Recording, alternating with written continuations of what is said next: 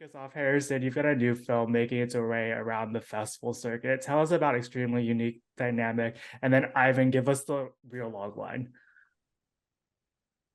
Yeah, so this film is a passion project that Ivan and I made together.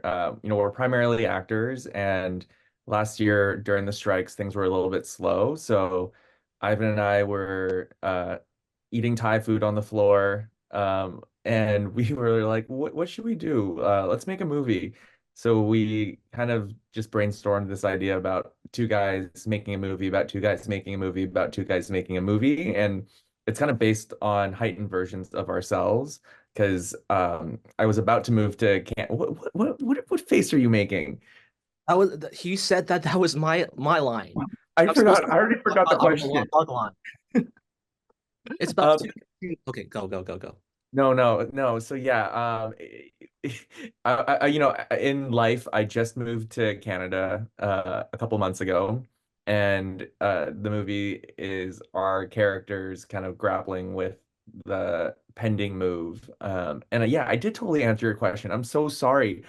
Sorry, Kevin, what question was I supposed to I'm gonna answer? No, do you this. answered. Ivan's supposed to give us the real log line. Oh yeah, right. I haven't give the real log line. It's about two Asian guys making a movie about two Asian guys making a movie about two Asian guys. And we talk about feelings, things come up, sexuality stuff, feelings, codependence, things like that. Harrison, when you're working on a stoner comedy, you're Yeah. really able to go to the extremes. But what you and Ivan have done so brilliantly with this is that you're able to play to that while also making it really grounded. Was that balance something that you were mindful of during the making of this film? How were you able to toe that line so seamlessly? Uh, I think the line was towed seamlessly because it's just how we are in real life. Ivan's kind of the unhinged one, and I'm the I'm the more professional, serious one. Uh, Ivan. Well, I it's really easy because um the planning happens with Harrison and I'm just playing myself. I don't understand any of the meta stuff. So when I'm playing the character, I feel like I'm actually in the character's skin. So Yeah, and like on set, as we were doing the meta storyline, um, I realized as I was explaining to Ivan after set, as Harrison and Ivan, what was going on, he actually didn't understand what was going on. So I was like, oh, great, it works perfect for the character. We'll just continue with that. yeah, I just had to stare at Harrison's beautiful face and just respond to him.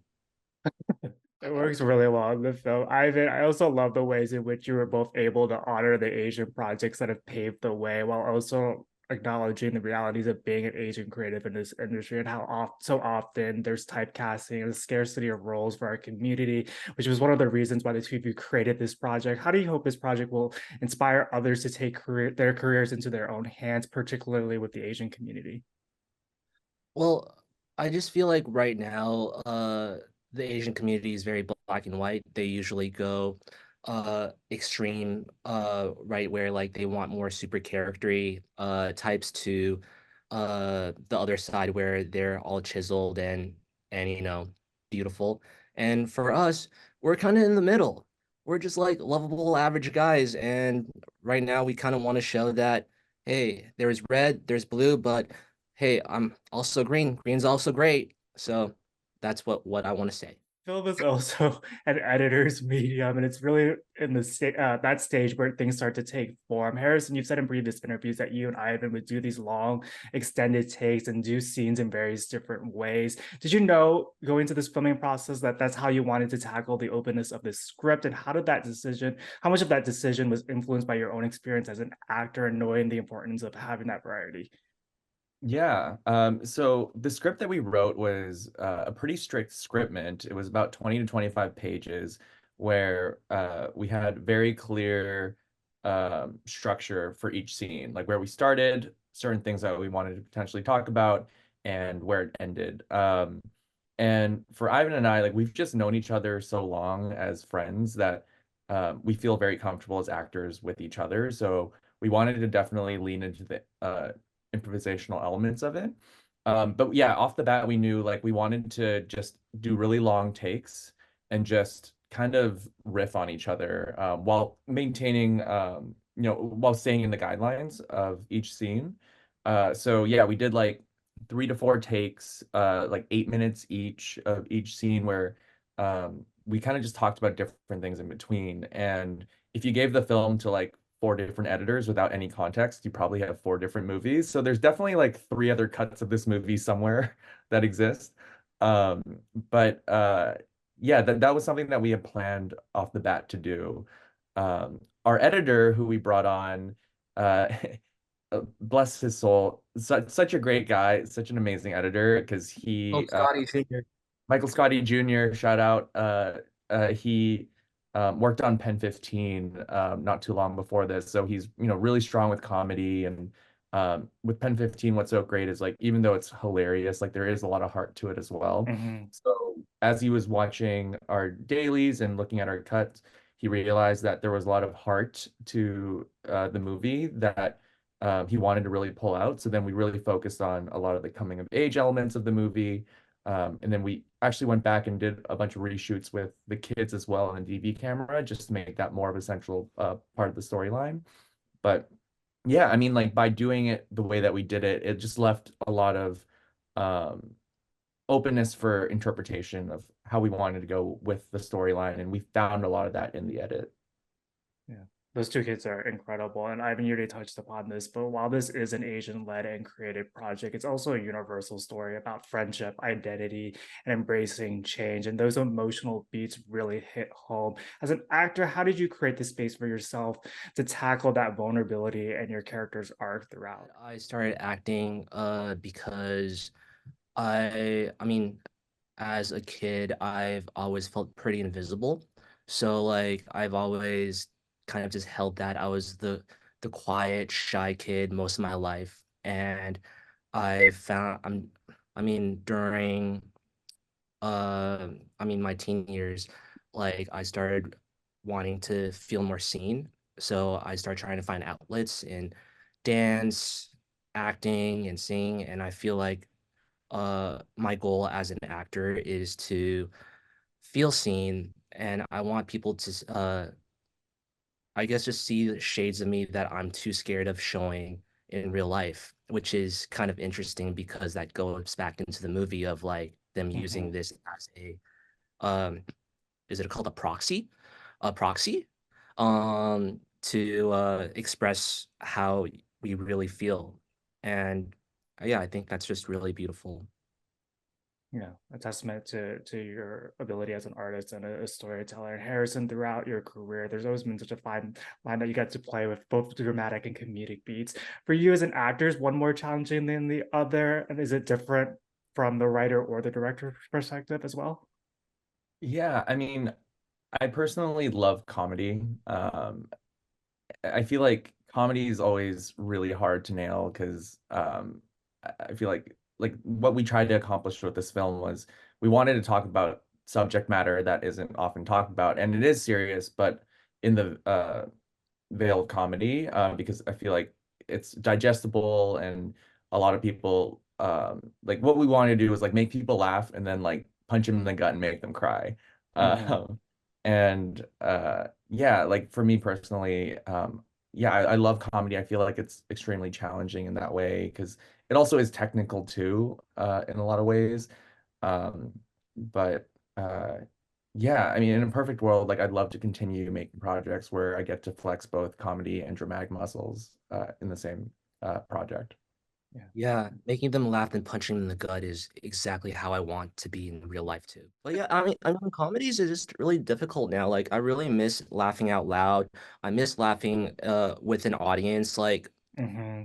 there just hasn't been a comedy for me personally since Bridesmaids or something like when we just all get together and just laugh together. And I really hope that we can do that with our movie. Yeah. No, you both definitely accomplished that. I was laughing within the first 5 minutes, and it's a perfect segue to this next question for the both of you. There's a moment when your characters worry that their humor will only be funny to themselves. And somebody who's seen the film, I can tell you I was laughing out loud throughout. What was it like getting to experience that joy with a live audience at the film festival that you premiered with and seeing that humor land? Oh, Harrison? it was, I mean, I thought it was incredible. I mean, because we've seen the movie so many times because we're, editing it all the time. Or like when we're in the editing phase, like we were basically with the editor like every night for like 6 weeks, finishing the Mm. movie. And then poor Ivan has had to watch the movie like 8 times to QC it for like DCPs and like captions and all that. And yeah, I feel like, nothing beats watching a comedy in a theater with a crowd, because you just feel the energy and then the crowd thrives off of it and builds off of it. And you almost have like permission to laugh at that point because you're like, oh, like they're laughing at this joke. Like, oh, like, yeah, like this is funny. Because certain things that we talk about, I feel like can be a little touchy at times. Like, we're talking about like, there's a specific line that, w- uh, I forget which character says in the movie where it's like, oh, I think your character says that. It's like, we look the same to white people, and like, the festival that we were at was like all white people, like a lot of white people, and like, Harrison! and no, it landed, and it was super funny. Yeah, like playing in a theater, yeah, laughter is definitely contagious, and we felt the energy, and we're excited to just continue our festival run too to see how different audiences react to different jokes because there are certain jokes that we were like, oh, like we didn't think that was funny, but people thought that Mm. was hilarious, or like certain things that we thought were funny that were more dramatic. So it's definitely a learning experience as well to play it in a theater for the first time. Kevin, we've watched it so much, I just did not know if it was funny anymore. So Yeah. listening to the audience, I was just shocked and surprised. Like, holy shit, you really like it? You really enjoy it? It was pretty awesome. This film also is such a love letter to cinema and filmmaking. What is with these emojis off Zoom? What were the TV shows and the movies that had the greatest influence on your both of your journeys as storytellers? Um, as storytellers, I mean, some of the things that we mentioned in the movie, it's kind of meta that we're talking about it in an interview. But like, Fresh Off the Boat, Everything Everywhere All at Once, like all these were projects that really paved the way for Asian Americans. But I think like this is less like inspiration for storytelling, but more inspiration for why we made the movie. So I work in film marketing like my character does in the movie. And I was brought on to work on this movie called Winnie the Pooh, Blood and Honey, which then I called Ivan about and had Ivan come onto the project. And both of us were basically the marketing behind this film. And this Mm. film was shot for less than $50,000. It was I mean, it grew a pretty big cult following just because it's Winnie the Pooh and it's horror. But at first, like a lot of the sentiment for the film was like, "This movie sucks. Like this movie's ruining my childhood. Why are you making this film?" And Ivan and I basically took on the persona of Winnie the Pooh in our social media handles, and we had a lot of fun with it. Just like honestly, kind of like shit posting and like responding to people in a way that was kind of self-referential and kind of stupid to be honest. And we were like, wait, this is really fun. And like in a way, like we were creating this character of Winnie the Pooh that didn't really exist in the movie, but we created this persona that was fun and sassy. And we were like, wait, I think we can be funny together. Like we are funny. And Mm. that was a big part of why we started even the process of writing this movie, because we were like, wait, well, we think we're funny. They made a movie for really cheap. Like, let's see if we can do that too. But like do it in a way that we want to do it. Like we want to create characters that we want to play that we've never gotten to play. And we also want to be able to work together on a comedic project because that's something that we were both passionate about. I thought Kevin just asked us like what shows we liked. Yeah, I don't know how. No, that was a great answer. No. How did it influence on your journeys as storytellers? It was an I influence. well I well I like well I watch a lot of Asian dramas. I know that that's not the Asian American experience, but I watch a lot of Asian dramas. I watch a lot of anime. I'm such a nerd, but like it really just inspired me like working in acting just because like just seeing Asian people just being themselves and not commenting on their Asianness and just being real life people was just super inspiring. And also like with these Asian dramas, they go from like happy, sad, scary, happy, sad, scary. And it has so much freedom to it, even though I'm sure that it's some kind of machine. That like it really inspires me to wanting to do this type of film because I wanted to express uh us in a way where we could just be whatever. And I mean, the worst that could happen was, you know, it was a shitty movie. So we didn't really have we didn't really have that much fear in like the only thing that we would lose is a little bit of our pride and a lot of money. Um so that's how we did it. I feel like this might be like a controversial filmmaker answer, but a formative movie for me growing up was Click, by Adam Sandler. Mainly Mm. because I watched a lot of like Adam Sandler comedies growing up, and like Happy Gilmore, Billy Madison.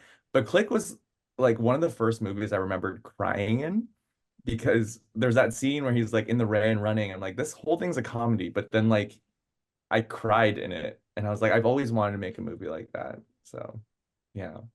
I was legally blonde. I have a question for the both of you. As first-time filmmakers, what was the most surprising part about this experience for both of you? And how's the work that you've now done directing influenced the way that you've now approached your work as an actor? Love the people that you work with. Make sure that everyone on set is heard. Never try to license music. Producing is a lot harder and entails it requires a lot more work than we thought. Oh, Uh, we had no idea. I mean, like we kind of had an idea of what producers did until we produced this film ourselves. And yes, Ivan. when I before we started this movie, the producers to me as an actor, I just saw them smile at me, give me thumbs ups, and say, you want to ride on our cart to go back to the parking lot? And that's it. So now knowing what a producer does, holy shit. Yeah, I think it's just also just more of an appreciation for the filmmaking process. Because as an Mhm. actor, we've both been acting for over 10 years. You oftentimes like you show up on set, you do your thing, and then you go home. And like you never have to worry about the process until the project comes out and you're like, oh yeah, like there I am. And now that, we've been basically like working on this film as a full-time job for the last year, we've really gained an understanding for like every department that goes into it, from you know uh sound to editing to like everything in between. And I feel like it's really helped me become more cognizant as an actor of everything going Mhm. on, and just really understanding like everything that goes into a project. Oh no, like it's definitely like there's a lot more appreciation to every single job. You just realize how every single person on set and out of set post like is just so integral and also important that like it's going back on set, you just see a whole as an actor, just you see a whole new appreciation on how things are made and how every single person is an integral key part in making something like this. Yeah, and like the movie wouldn't be what it is without the involvement of everyone. And I feel like for us as first time filmmakers, you have to put a lot of trust into the process, because we're working in post for the first time. Like we're working with the sound mixer, for example, and we're like, we are learning this for the first time, but like we hired you because you're really good at your job and we really liked your work. And we put basically like all of our trust in this person. And what was interesting is like just talking to these different people, is like for a lot of projects they work on, they don't really have a lot of creative say in things. Like they kind of just are, another cog in the machine. And like this was the first project where they felt like they were really involved. And that's something that, I feel like we definitely want to take into our future projects, is just making sure like every single person on the production feels included. and that they're actually having fun. That's really important. Mm.